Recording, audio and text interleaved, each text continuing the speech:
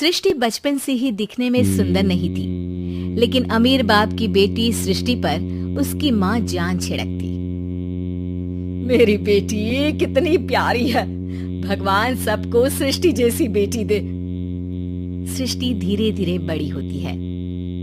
एक दिन सृष्टि की सहेली कहती है, तू दिखने में कितनी अजीब सी है, लेकिन मैं जानती हूँ हम सब में सबसे अच्छी शादी तो तेरी ही होगी।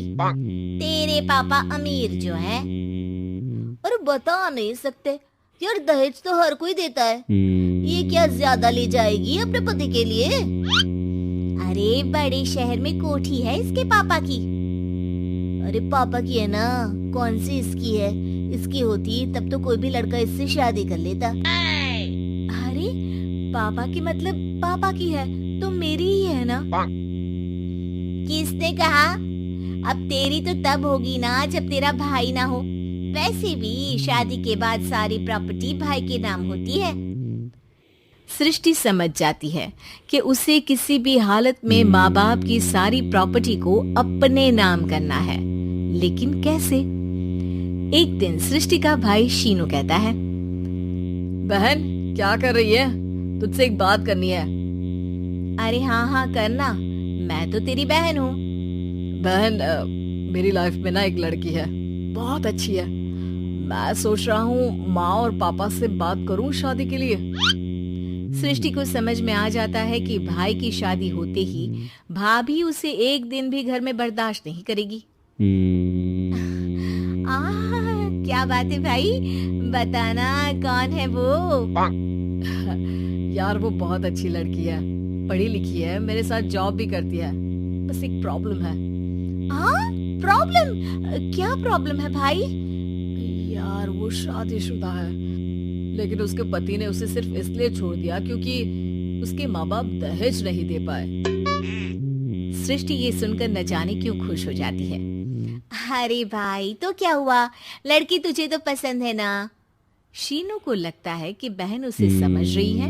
वो इस बात से अनजान होता है कि उसकी बहन की मंशा पूरा घर हड़पने की है। सृष्टि अपनी माँ से कहती है, मम्मी मुझे तो बहुत चिंता है। पता है शीनू क्या कर रहा है? अरे क्या कर रहा है? वो तो काम पर जाता है और वापस घर आता है। नहीं ना माँ, वो यही तो नहीं कर रहा, बाकी सब कर रहा है। आपको पता है उससे प्यार है, और वो भी एक शादीशुदा लड़की से। ये क्या हो गया? मैं सोसाइटी में क्या मुंह दिखाऊंगी? अरे तेरे पापा तो यही कहेंगे कि मैंने ही उसे बिगाड़ दिया है। माँ देखो, मेरी बात मानो, पापा पर भी विश्वास करने की जरूरत नहीं है।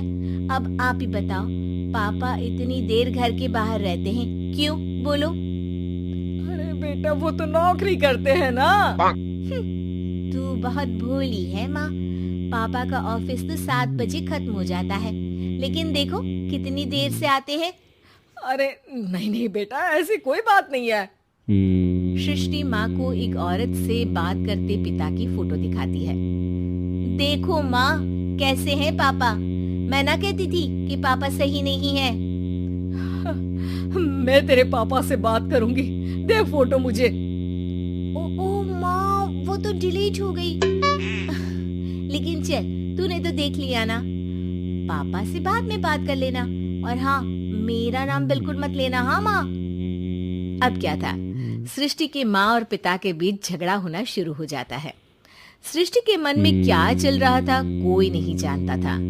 एक दिन, माँ सृष्टि के लिए एक लड़का देखा है, वो लोग शाम को उसे देखने आने वाले हैं। और हाँ माँ, एक खुशखबरी, मैं और पापा मिलकर एक नया बिजनेस ट्राई कर रहे हैं। शाम को लड़का आता है, सांवले रंग का। सृष्टि को तो बिल्कुल भी पसंद नहीं आता। लड़की की माँ कहती है, लड़की का चेहरा तो कोई खास नहीं, लेकिन अगर मेरे बेटे को आप लोग सेटल कर दें तो मैं उसकी शादी आपकी बेटी से करवा दूं। सृष्टि को लड़का बिल्कुल पसंद नहीं था। उसे भाई पर गुस्सा आ जाता है। लड़के वालों के जाने के बाद कहती है, माँ देखा शीनू मेरे लिए कैसा लड़का लेकर आया, न दिखाने लायक न सुनने लायक, सेटल भी नहीं, वो भी हम करे। अरे माँ, मैं जानती हूँ ये मेरी शादी किसी भी घर में क्यों करवाना चाहता है। अरे कैसी बात कर रही है बहन, तूने तो देखा ना, लड़के को मैंने ही मना कर दिया तुझसे शादी के लिए। जिसने लड़का बताया था उसने उसकी बहुत तारीफ की थी। बात आई गई हो जाती है, लेकिन सृष्टि का मन शांत नहीं होता। क्या करूँ, कुछ समझ में नहीं आ रहा। मेरी शादी हो गई तो ये लोग पूरी प्रॉपर्टी शीनू के नाम कर देंगे, मेरे हाथ तो कुछ लगेगा ही नहीं। तभी सृष्टि को आइडिया आता है। वो किसी वकील को फोन करती है। जी देखिए, अगर आपके मम्मी पापा का तलाक हो जाता है तो आपके पिता की आधी प्रॉपर्टी आपकी माँ के नाम हो जाएगी, फिर उसे वो किसी को भी दे सकती है। सृष्टि अब माँ को बेटे के खिलाफ भरती है। माँ, शीनू पर नजर रखा करो, वो जिस लड़की के प्यार में है ना वो शादीशुदा है। यहाँ आएगी, सारा पैसा, रुपया, जमीन, जायदाद सब हड़प लेगी। पापा का भी हाल तुमसे छुपा नहीं है। ऐसा ना हो कि मैं और आप एक दिन सड़क पर भीख मांगे। हे भगवान, मैं तो जीते जी मर जाऊंगी अगर ऐसा हो गया तो। ऐसा हो गया नहीं माँ, ऐसा ही होगा। अभी समय है, आगे का सोच लो। मैं तो कहती हूँ पापा से आधी प्रॉपर्टी लेकर अलग हो जाओ। पापा की आधी प्रॉपर्टी भी हम लोगों को अगर मिल जाती है ना तो अगले 7 जन्म सफल समझो। बेचारी माँ बेटी के कहने पर पति से तलाक लेकर अलग हो जाती है। सृष्टि अब पैसों से गाड़ी और अपने दूसरे महंगे शौक पूरे करने लगी। उसके दोस्त भी उसके पैसे इस्तेमाल करते। सृष्टि, कल तुम कहाँ थी? मैं सारा दिन घर पर अकेली थी। तो मैं क्या करूं? मैंने ठेका तो नहीं लिया है ना तुम्हें संभालने का। माँ को सृष्टि से ये उम्मीद नहीं थी। वो बैठकर रोने लगती है। वहीं उसका पति यानी कि सृष्टि के पिता आ जाते हैं। मैं जानता था कि तुम्हारा यही हाल होगा, तो आपने मुझे रोका क्यों नहीं? मैं रोकता तो तुम रुकती क्या?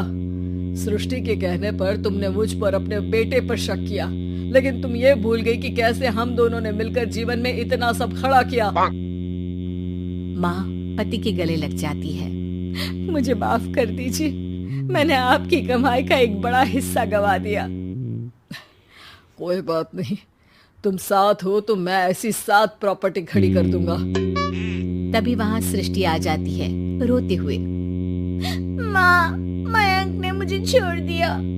वो बोल रहा था जब तक मेरे पास पैसे थे तब तक ही वो मेरे साथ था।